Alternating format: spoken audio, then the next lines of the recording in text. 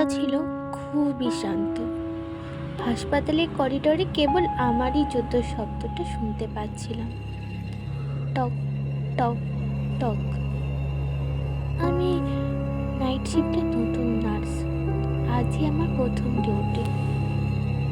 সব ওয়ার্ড ঘুরে দেখে যখন শেষ বেডটার সামনে এলাম, দেখি একটা রুগী কাঁথা দিয়ে পুরো ঢাকা।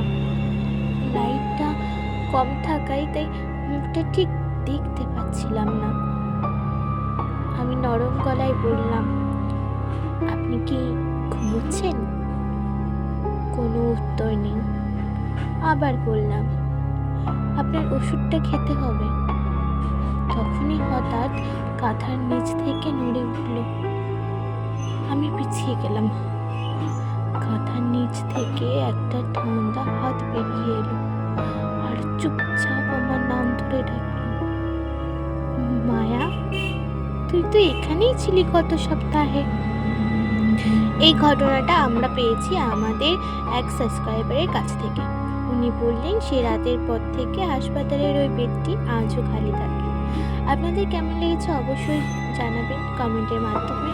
আর ভালো লেগে থাকলে অবশ্যই আমাদের চ্যানেলটিকে সাবস্ক্রাইব